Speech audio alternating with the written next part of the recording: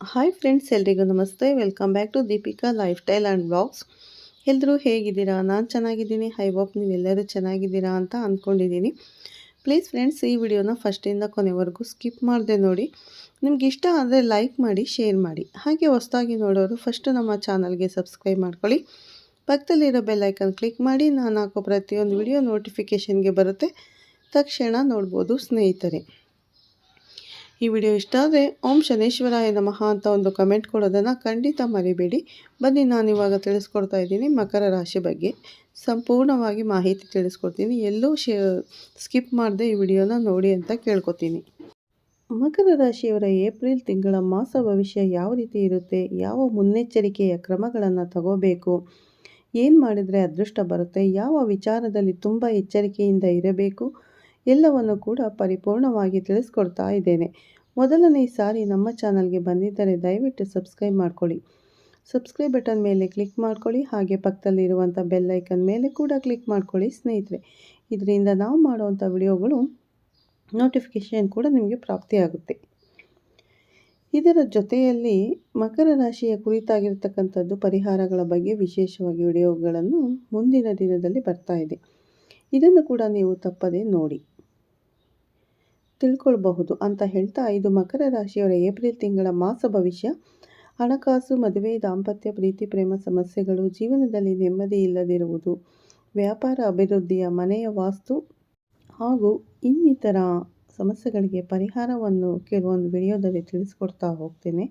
ಮತ್ತು ಆಲ್ರೆಡಿ ತಿಳಿಸ್ಕೊಟ್ಟಿದ್ದೀನಿ. ಎಲ್ಲ ವಿಡಿಯೋನ ಚೆಕ್ ಮಾಡಿದ್ರೆ ಖಂಡಿತ ನಿಮಗೆ ವಿಷಯ ಅರ್ಥ ಆಗುತ್ತೆ ಸ್ನೇಹಿತರೆ. ಬನ್ನಿ ನೋಡೋಣ. ಮೊದಲನೆಯದಾಗಿ ಏಪ್ರಿಲ್ 2ನೇ ತಾರೀಕು ಕುಜಗ್ರಹದ ಸಂಚಾರ ಇರುವಂಥದ್ದು.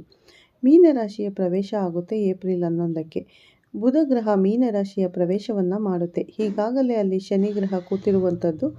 ಇದರಿಂದಾಗಿ ಒಂದು 3 ಗ್ರಹಗಳ ಸಂಯೋಗ ಅಂತಕ್ಕಂಥದ್ದು ಮೀನರಾಶಿಯಲ್ಲಿ ಆಗುತ್ತೆ. ಮಂಗಳ, ಬುಧ ಮತ್ತು ಶನಿ ಗ್ರಹ ಇದು ಬಂದು ತ್ರಿಗ್ರಹಿ ಯೋಗ ಅಂತಕ್ಕಂತಹ ಯೋಗವು ಕೂಡ ಬರುತ್ತೆ. ಇದರಿಂದಾಗಿ ನಿಮ್ಮ ಜೀವನದಲ್ಲೂ ಕೂಡ ಅನೇಕ ಬದಲಾವಣೆಗಳು ಅಂತಕ್ಕಂಥದ್ದು 100% ಆಗುತ್ತೆ. ಜೊತೆಯಲ್ಲಿ ಏಪ್ರಿಲ್ 14ಕ್ಕೆ ಮೇಷರಾಶಿ ಪ್ರವೇಶವನ್ನು ಸೂರ್ಯಗ್ರಹ ಮಾಡುತ್ತೆ. ಶುಕ್ರನ ಸಂಚಾರ ಏಪ್ರಿಲ್ 19ಕ್ಕೆ ವೃಷಭ ರಾಶಿಯಿಂದ ಆಗುತ್ತೆ. ಹಾಗೆ ಇದಿಷ್ಟು ಈ ಒಂದು ಮಾಸದಲ್ಲಿ ಇರುವಂತಹ ಗ್ರಹಗಳ ಸಂಚಾರ ಫಲ ಆಗಿತ್ತು. ಇದರಿಂದಾಗಿ ನಿಮ್ಮ ಜೀವನದಲ್ಲಿ ಏನೇನು ಬದಲಾವಣೆಗಳಾಗುತ್ತೆ ಎಲ್ಲವನ್ನು ಕೂಡ ಪರಿಪೂರ್ಣವಾಗಿ ನೋಡ್ತಾ ಹೋಗೋಣ.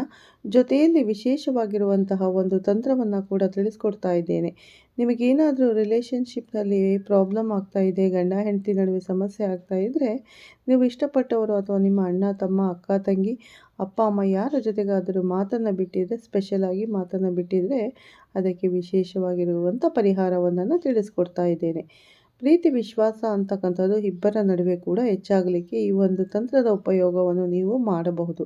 ಯಾವುದೇ ಒಂದು ಜಗಳ ಆಗಿದ್ರೂ ಕೂಡ ನಿಮ್ಮೊಂದು ಲೈಫ್ ಪಾರ್ಟ್ನರ್ ಜೊತೆನೇ ಏನೋ ಒಂದು ಕಾರಣಕ್ಕೆ ಜಗಳ ಆಗಿರುತ್ತೆ. ಒಂದು ಕ್ಷುಲ್ಲಕ ಕಾರಣಕ್ಕೆ ಜಗಳ ದೊಡ್ಡದಾಗಿರುತ್ತೆ ಅಥವಾ ಡೈವರ್ಸ್ ಅಂತದ್ರವ್ರಿಗೆ ಅಂದರೆ ಡೈವರ್ಸ್ವರೆಗೂ ಹೋಗಿದ್ರು ಕೂಡ ಒಂದು ಮಾತುಗಾರಿಕೆಯಲ್ಲಿ ಈ ಪರಿಹಾರ ಆಗ್ತಕ್ಕಂಥದ್ದು ಸುಲಭವಾಗಿರುವಂತಹ ತಂತ್ರವನ್ನು ತಿಳಿಸ್ಕೊಡ್ತಾ ಇದ್ದೀನಿ ಸ್ನೇಹಿತರೆ.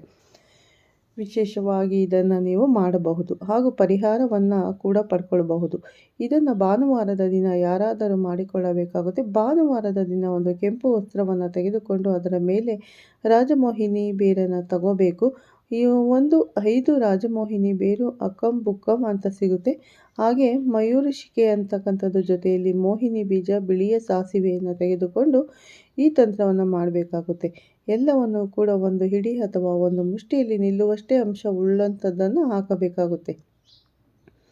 ಇದನ್ನು ಕೆಂಪು ವಸ್ತ್ರದಲ್ಲಿ ಕಟ್ಟಿ ಅದಕ್ಕೆ ಗಂಟನ್ನು ಹಾಕಿ ಒಂದು ಕರ್ಪೂರ ಕಡ್ಡಿಯನ್ನು ತೋರಿಸ್ಕೊಳ್ಬೇಕು. ಹಾಗೆ ಯಾವ ವ್ಯಕ್ತಿ ನಿಮ್ಮ ಜೊತೆ ಮಾತಾಡಬೇಕಲ್ಲ ಅವರನ್ನು ನೆನೆದು ವಿಶೇಷವಾದ ಒಂದು ಮಂತ್ರವನ್ನು ತಿಳಿಸಿಕೊಡುತ್ತೇನೆ. ಆ ಮಂತ್ರವನ್ನು ತಾವೆಲ್ಲರೂ ಕೂಡ ಜಪ ಮಾಡಿಕೊಳ್ಳಬೇಕಾಗುತ್ತೆ. ಆ ಮಂತ್ರ ಏನಪ್ಪ ಅಂದರೆ ಓಂ ಹ್ರೀಂ ಹರೂಂ ವಿತ್ಪಾಯ ಸ್ವಾಹ. ಓಂ ಹ್ರೀಂ ಹರೂಂ ವಿತ್ಪಾಯ ಸ್ವಾಹ. ಈ ಮಂತ್ರವನ್ನು 108 ಬಾರಿ ಜಪ ಮಾಡಿಕೊಳ್ಳಬೇಕು. ಈ ತಂತ್ರವನ್ನು 21 ದಿನ ನಾವೆಲ್ಲರೂ ಮಾಡ್ಕೋಬಹುದು. ಹಾಗೆ ಇದು ಯಾವುದೇ ಒಂದು ವಶೀಕರಣ ಪ್ರಯೋಗ ಅಲ್ಲ. ಗಂಡ ಹೆಂಡತಿ ನಡುವೆ ಒಂದಷ್ಟು ತುಂಬ ಪರಿಹಾರ ಆಗದೇ ಇರುವಂತಹ ಸಮಸ್ಯೆಗಳಿದ್ದಾಗ ಕೆಲವೊಂದು ವಶೀಕರಣ ಪ್ರಯೋಗವನ್ನು ಮಾಡಿ ಪರಿಹಾರ ಮಾಡಿಕೊಳ್ಳಬಹುದು. ಆದರೆ ಇದು ಸುಲಭವಾಗಿ ಆಕರ್ಷಣಾ ಪ್ರಯೋಗ ಆಗಿರುತ್ತದೆ. ಅಂದರೆ ಮಾತು ಬಿಟ್ಟವರಿಗೆ ಇನ್ನೊಂದು ಸರಿ ಹೇಳ್ತೇನೆ, ಮಾತಾಡ್ತಾ ಇಲ್ಲ ಜಗಳ ಆಗಿದೆ ಎಂದಾಗ ಮಾತ್ರ ಈ ಪ್ರಯೋಗ ವರ್ಕ್ ಆಗುತ್ತೆ. ಅದರಲ್ಲೂ ಕೂಡ ರಕ್ತ ಸಂಬಂಧಿಗಳಿಗೆ ಮಾತ್ರ ಈ ಪ್ರಯೋಗ ಅಂತಕ್ಕಂಥದ್ದು 100% ರಿಸಲ್ಟ್ ಅಂತಕ್ಕಂಥದ್ದನ್ನು ಕೊಡುತ್ತೆ.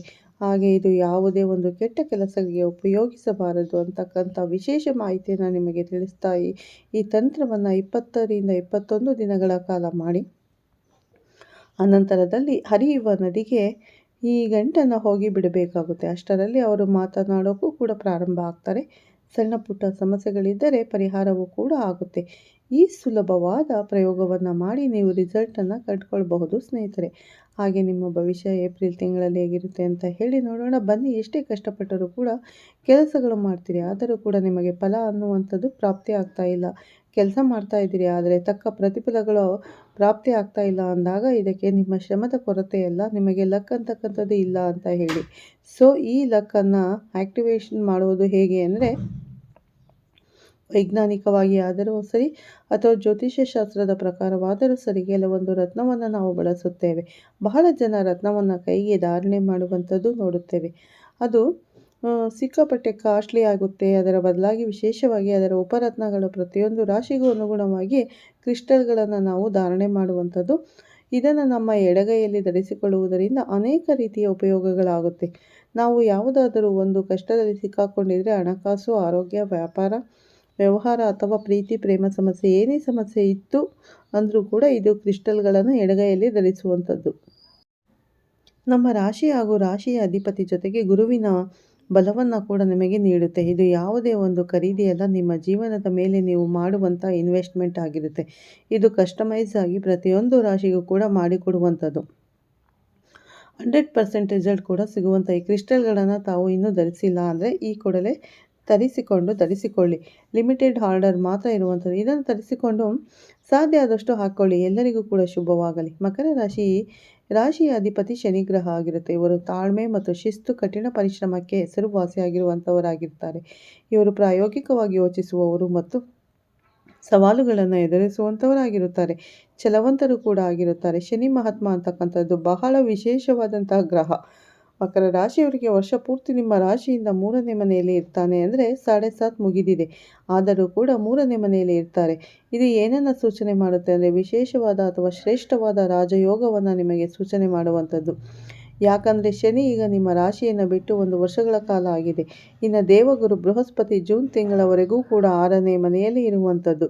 ಜೂನ್ ನಂತರದಲ್ಲಿ 7ನೇ ಮನೆ ಸಪ್ತಮ ಸ್ಥಾನದ ಪ್ರವೇಶ ಆಗುತ್ತೆ. ಯಾರಾದರೂ ವಿವಾಹಕ್ಕೆ ಯೋಚನೆ ಮಾಡ್ತಾ ಇದ್ದರೆ ಜೂನ್ ನಂತರದಲ್ಲಿ ವಿವಾಹ ಯೋಗಗಳು ಕೂಡ ಪ್ರಾಪ್ತಿಯಾಗುತ್ತೆ. 7ವರೆ ಶನಿ ಒಂದು ಪ್ರಭಾವ ಅಂತಕ್ಕಂಥದ್ದು ಇಲ್ಲಿಗೆ ಸಂಪೂರ್ಣವಾಗಿ ಮುಗ್ದಿರುತ್ತೆ. ಹಾಗಾಗಿ ಇದು ಸುವರ್ಣ ಕಾಲ ಅಂತಕ್ಕಂಥದ್ದನ್ನು ಕೂಡ ನೀವು ತಿಳ್ಕೋಬಹುದು. ನೀವು ಒಂದು ಏಪ್ರಿಲ್ ಮಾಸದಲ್ಲಿ ಅಭಿವೃದ್ಧಿ ಕಾಣ್ತೀರಿ. ಅದರಲ್ಲಿ ಕುಬೇರ ಯೋಗ ಅಂತ ಹೇಳಿ ಬರುವಂಥದ್ದು. ನಿರೀಕ್ಷೆ ಮಾಡದ ಜಾಗದಿಂದ ಹಣ ಒಳಹರಿವು ಹೆಚ್ಚಾಗುತ್ತೆ. ಹಾಗೆ ಹಳೆಯ ಕೆಲಸಗಳಿಗೆ ಸ್ವಲ್ಪ ಒಂದಷ್ಟು ಪ್ರಮೋಷನ್ ಆಗುತ್ತೆ. ಜೊತೆಯಲ್ಲಿ ಸಾಲಗಳನ್ನು ತೀರಿಸಿ ನೆಮ್ಮದಿಯ ಜೀವನ ನಿಮ್ಮದಾಗುತ್ತೆ. ಪಿತ್ರಾರ್ಜಿತ ಆಸ್ತಿ ವಿವಾದಗಳು ಏನಾದರೂ ಇತ್ತು ಅಂದರೆ ಈ ಮಾಸದಲ್ಲಿ ಅದು ಒಂದು ತೀರ್ಪಿನ ಒಂದು ಹಂತಕ್ಕೆ ಬರುತ್ತೆ. ಹಾಗೂ IT ಅಥವಾ ಒಂದು ಕೃಷಿ ರಕ್ಷಣಾ ಕ್ಷೇತ್ರದಲ್ಲಿ ನೀವು ಕೆಲಸ ಮಾಡ್ತಾ ಇದ್ರು ಅಂದರೆ ಅದ್ಭುತವಾಗಿರುವಂಥ ಮಾಸ ಇದಾಗಿರುತ್ತೆ ಸ್ನೇಹಿತರೆ. ನಿಮಗೆ ಈ ವರ್ಷ ಪೂರ್ತಿ ಚೆನ್ನಾಗಿರುತ್ತೆ. ಹಾಗೆ ವಿದೇಶ ಯೋಗಗಳು ಅಥವಾ ವಿದೇಶದಲ್ಲಿ ಉದ್ಯೋಗ ನೋಡ್ತಾ ಇತ್ತು ಅಂದರೆ ಅದಕ್ಕೆ ಅನುಗುಣವಾಗಿರ್ತಕ್ಕಂಥ ಕೆಲಸ ಕಾರ್ಯಗಳೆಲ್ಲವೂ ಕೂಡ ಪ್ರಾರಂಭವಾಗುವ ಮಾಸ ಆಗಿರುತ್ತೆ. ವ್ಯಾಪಾರಸ್ಥರಿಗೆ ಹೊಸ ಲಾಭದ ಒಂದು ಆದಾಯದ ಮೂಲವನ್ನು ಕೂಡ ನೀವು ಕಂಡುಹಿಡಿಕೊಳ್ಳಬಹುದು. ಕುಟುಂಬ ಮತ್ತು ವಿವಾಹದ ಬಗ್ಗೆ ಹೇಳಬೇಕಾದ್ರೆ ನಾನು ಆಗಲೇ ತಿಳಿಸ್ಕೊಟ್ಟೆ, ಜೂನ್ ನಂತರ ವಿವಾಹ ಯೋಗ ಬರುತ್ತೆ ಅಂತ ಹೇಳಿ. ದಾಂಪತ್ಯದಲ್ಲಿ ಹಳೆಯ ಮನಸ್ತಾಪಗಳು ಏನಾದರೂ ಇತ್ತು ಅಂದರೆ ಈ ಮಾಸದಲ್ಲಿ ಅದೆಲ್ಲವೂ ಕೂಡ ಕ್ಲಿಯರ್ ಆಗುತ್ತೆ. ಜೊತೆಯಲ್ಲಿ ಸ್ವಂತ ಮನೆ ಕಟ್ಟಬೇಕು ಅಂದರೆ ಈ ವರ್ಷ ನಿಮಗೆ ಅದು ಪ್ರಾಪ್ತಿಯಾಗುತ್ತೆ. ಹಳೆಯ ಆಸ್ತಿಯನ್ನು ಮಾರಬೇಕು ಅಂತ ನೋಡ್ತಾ ಇತ್ತು ಅಂದರೆ ಕೂಡ ಈ ತಿಂಗಳು ಏಪ್ರಿಲ್ ಮಾಸದಲ್ಲಿ ಶುಭವನ್ನೋದು ನೀವಿಲ್ಲಿ ನಿರೀಕ್ಷೆ ಮಾಡಬಹುದು. ಹಾಗೆ ದೀರ್ಘಕಾಲದ ಕಾಯಿಲೆಗಳಿಂದ ಏನಾದರೂ ಬಳಲ್ತಾ ಇತ್ತು ಅಂದರೆ ನಿಮಗೆ ಮಾನಸಿಕ ಖಿನ್ನತೆ ದೂರ ಆಗಿ ಉತ್ಸಾಹ ಅನ್ನುವಂಥದ್ದು ಈ ಮಾಸ ಪೂರ್ತಿ ಬರುತ್ತೆ. ವಿದ್ಯಾರ್ಥಿಗಳಿಗೆ ಏಕಾಗ್ರತೆ ಹೆಚ್ಚಾಗುತ್ತೆ. ಸ್ಪರ್ಧಾತ್ಮಕ ಪರೀಕ್ಷೆಗಳಲ್ಲಿ ಉನ್ನತ ಶ್ರೇಣಿಯಲ್ಲಿ ಉತ್ತೀರ್ಣರಾಗ್ತೀರಾ. ಶನಿ ಆರಾಧನೆ ಈ ಮಾಸದಲ್ಲಿ ನೀವು ಮಾಡಿಕೊಳ್ಳಿ. ಶಿವ ಪೂಜೆ ಅಂತಕ್ಕಂಥದ್ದನ್ನು ಮಾಡಿ ಬಿಲ್ವಪತ್ರೆಯನ್ನು ಶಿವನಿಗೆ ಅರ್ಪಣೆ ಮಾಡಿಕೊಳ್ಳಿ. ಬಡವರಿಗೆ, ಅಂಗವಿಕಲರಿಗೆ ಸಹಾಯವನ್ನು ಮಾಡಿ. ಹಾಗೂ ಈ ಮಾಸದಲ್ಲಿ ನೀವು ಕಪ್ಪು ಮತ್ತು ಹಸಿರು ಬಣ್ಣವನ್ನು ಬಳಸಿಕೊಳ್ಳಿ. 8, 5 ಮತ್ತು 6 ಅನ್ನೋದು ನಿಮ್ಮ ಅದೃಷ್ಟ ಸಂಖ್ಯೆಗಳಾಗಿರುತ್ತೆ. ನೀವು ಅಂದ್ಕೊಂಡಿರೋ ಕೆಲಸ ಕಾರ್ಯಗಳೆಲ್ಲವೂ ಕೂಡ ಭಗವಂತ ನಿಮಗೆ ನೀಡಿ ಐಶ್ವರ್ಯಗಳನ್ನು ಪ್ರಾಪ್ತಿಗಳನ್ನು ಅಂತ ಹೇಳ್ತಾ ಐಶ್ವರ್ಯ ಪ್ರಾಪ್ತಿಗಳನ್ನು ಕೂಡ ನಿಮಗೆ ನೀಡಲಿ ಅಂತ ದೇವರಲ್ಲಿ ಪ್ರಾರ್ಥನೆ ಮಾಡ್ಕೋತೀನಿ. ನೋಡೋದಲ್ಲ ಸ್ನೇಹಿತರೆ, ಈ ಏಪ್ರಿಲ್ ಮಾಸದಲ್ಲಿ ಯಾವ ರೀತಿ ಇದೆ ಮಕರ ರಾಶಿಯವರ ಭವಿಷ್ಯ ಅನ್ನೋ ಸಂಪೂರ್ಣ ಮಾಹಿತಿನ ಶೇರ್ ಮಾಡಿದ್ದೀನಿ.